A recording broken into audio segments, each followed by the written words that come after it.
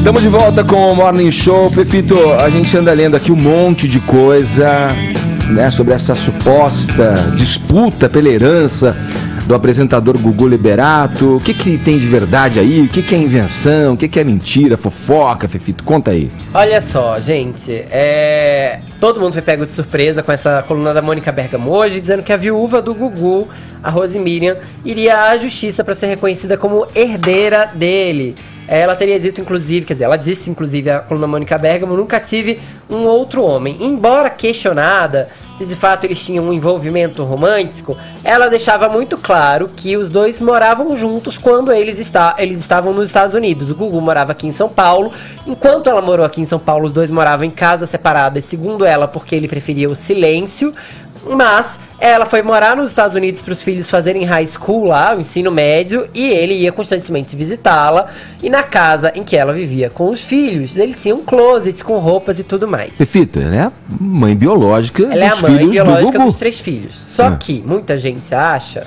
E aí, esse é um diz que diz, essa é uma especulação de bastidor que nem valeria a pena ser trazida à tona em respeito à memória do Gugu. Mas uma vez que isso virou um assunto, é importante para poder entender porque ela pleiteia isso. Os dois não têm um casamento formal. Então os dois teriam uma união estável. Ao mesmo tempo, há quem ache que os dois eram muito amigos e juntos tiveram os filhos. Na época chegou até a correr boatos de que eles engravidaram por meio de inseminação artificial. E o que depois foi comprovado. Se eu não me engano, inclusive, o Roger Abdelmaci teve uma parte nisso naquela época, um assunto que depois não foi mais explorado. A Rose Miriam sempre foi a grande companheira do Gugu. Ela foi a primeira a prestar socorros para ele quando ele caiu em sua casa, lá em Orlando, junto dos filhos. Ela diz, inclusive, na entrevista que os filhos praticamente viram o pai morrer na frente deles. O testamento do Gugu deixa 75% de todos os seus bens para os 3 filhos. 2 delas são menores de idade ainda, e gêmeas. E o João, que é o mais velho, já tem 18 anos. E 25% para 5 sobrinhos.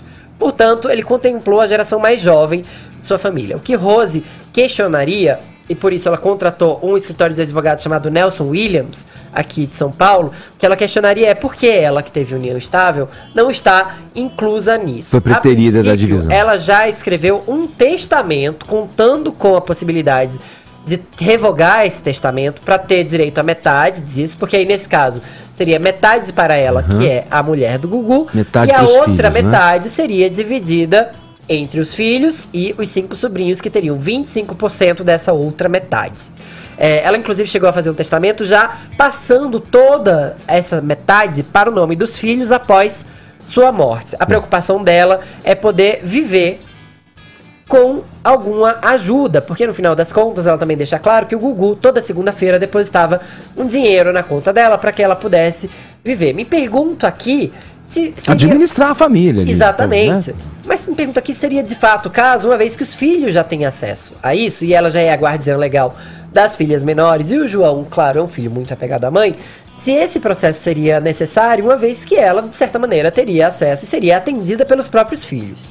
Antes mesmo dessa notícia sair, a Aparecida Liberato, que é irmã do Gugu, que é numeróloga, inclusive, ela mandou um comunicado para algumas redações, inclusive para o Portal UOL, que publicou antes da Mônica Bergamo ontem, um comunicado dizendo que a família da Rose Miriam a incentivou a contratar um time de advogados na Nelson Williams, mesmo após o reconhecimento do testamento. Já houve ali a sessão em que todos reconheceram. E aí diz o seguinte, o comunicado da Aparecida Liberato: ciente de que tal fato poderia ocasionar problemas ao espólio, o que fatalmente acarretaria uma disputa judicial entre mãe e filhos, houve por bem, por parte da Rose Miriam, redigir e enviar carta de próprio punho revogando e retirando a representação deste segundo advogado.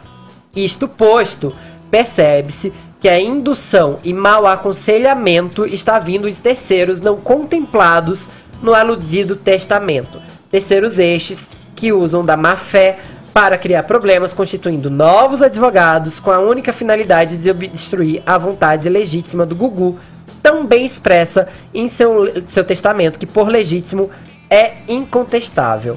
Parece que vários advogados, né, assediaram, não só aqui no Brasil, mas até nos Estados Unidos. Exatamente. O comunicado segue dizendo exatamente isso, Paulinho. Vale ressaltar que desde o momento da triste fatalidade, Rose vem sendo assediada por inúmeros advogados, tanto nos Estados Unidos como no Brasil, que por vários meios e argumentações sugerem representá-la. O escritório do Nelson Williams, inclusive, chegou a dizer que vai garantir os direitos dela, dar andamento ao processo e quer evitar novos constrangimentos. E disse que qualquer tentativa de assédio será denunciada às autoridades competentes no Brasil e no exterior, porque muitos advogados estão querendo tirar um quinhão dessa fortuna. Sim. Então, a princípio, a Rose voltou atrás nessa decisão, uma vez que tem agora um documento escrito de próprio punho, revogando a representação desses advogados. O que não se sabe é se agora esse comunicado do Gugu Liberato ficou obsoleto e, portanto, agora vai se iniciar uma nova batalha. Eu vou tentar falar agora com a Esther Rocha, assessora do Gugu Liberato. Mais informações eu tento trazer ainda durante o programa e também no meu blog, no jp.com.br/fefito. O que eu acho muito triste é que a família do Gugu, depois de passar por esse trauma inteiro, ainda tenha que lidar com um bando de abutres, tentando ali pegar um quinhão de sua fortuna e tudo mais. Uma fortuna que, de fato, é bilionária. Fefito, esse caso está sendo trazido agora à tona, você está trazendo informações que muitas pessoas não sabiam. Eu estou te ouvindo, não sabia de nada disso, mas fico pensando.